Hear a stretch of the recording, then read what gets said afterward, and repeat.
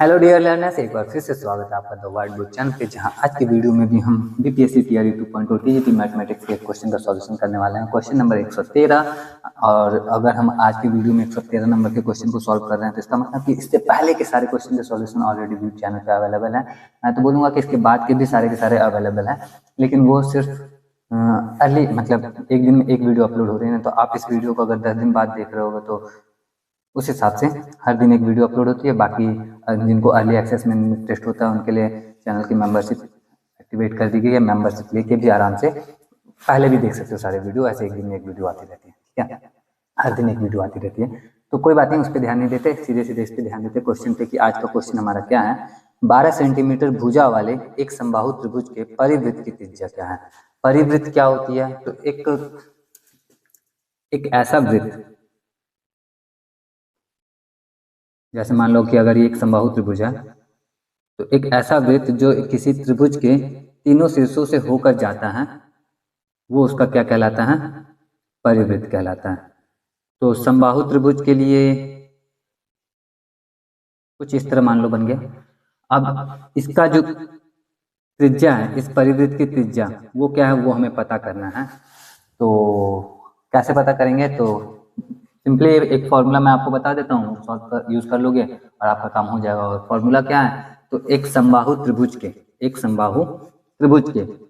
परिवृत्त की जो त्रिज्या होती है उसका फॉर्मूला होता है a/√3।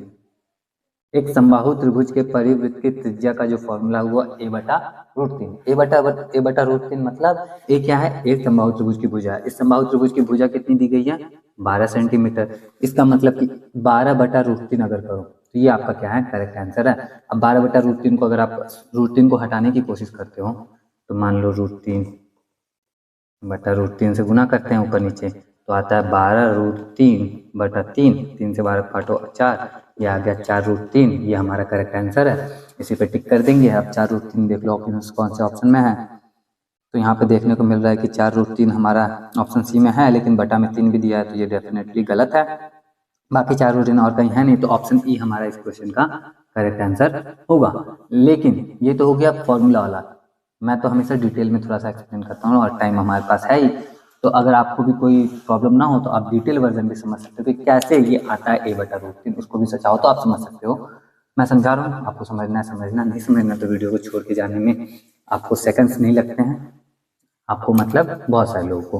तो देखो क्या है, यहाँ पे सिंपली समझाने की कोशिश कर रहा हूँ कि ये परिवृत्त कैसे बनता है। तो जब ना हम कोण का अर्धक, समबाहु त्रिभुज में आप देखोगे तो केंद्रक और क्या बोलते हैं, लंब केंद्र, अंतः केंद्र और केंद्रक तीनों एक ही बिंदु पे आता है, क्योंकि इसकी भुजा कोण सब बराबर होते हैं ना।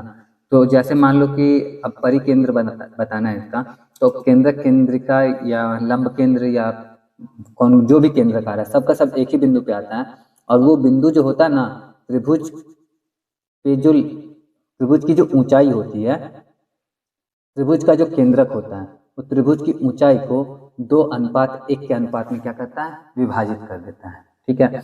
अब यहाँ से इसकी लंबाई, क्योंकि त्रिभुज की लंबाई तो 12 सेंटीमीटर है, इसकी लंबाई अगर हमें कहीं से पता चल जाती, इसकी लंबाई अगर हमें पता चल जाती तो हम क्या करते? इसकी लंबाई को पता कर सकते थे, जो कि क्या है? इस वृत्त की त्रिज्या, क्योंकि ये तो वृत्त का भी केंद्र है ना हमारा, तो वृत्त की त्रिज्या है। और वृत्त की त्रिज्या पता करने के लिए हमें इस लंब की जो लंबाई है इसको पता करना हमारे लिए जरूरी है। इस लंब की लंबाई को पता करने के लिए हम पाइथागोरस थ्योरम यूज करेंगे। और उस थ्योरम के हिसाब से, चूंकि ये लंब केंद्र है ना, क्या बोल रहे हैं, लंब है ना इस पे, सामने वाली भुजा पे, और सामने वाली भुजा को दो भागों में विभाजित भी करता है। तो ये 12 सेंटीमीटर का था तो ये दोनों 6 सेंटीमीटर का रह गया। ये त्रिभुज की ही लंबाई है तो ये 12 सेंटीमीटर है। अब 12 के स्क्वायर में से 6 का स्क्वायर माइनस करेंगे तो हमें इसकी लंबाई मिल जाएगी। तो चलो इसकी लंबाई पता करें हम, जो कि त्रिभुज की क्या है? ऊंचाई है। त्रिभुज की ऊंचाई h बराबर √12 का स्क्वायर माइनस 6 का स्क्वायर, जो कि हो जाएगा 144 माइनस 36। 144 में से 36 घटा दो तो आ जाएगा हमारा 108। अब 108 को जब हम वर्गमूल निकालने की कोशिश करते हैं तो कितना आएगा? 12 9 108, तो 3 तो बाहर हो गया, 2 भी 3 गुना 6, 6√2।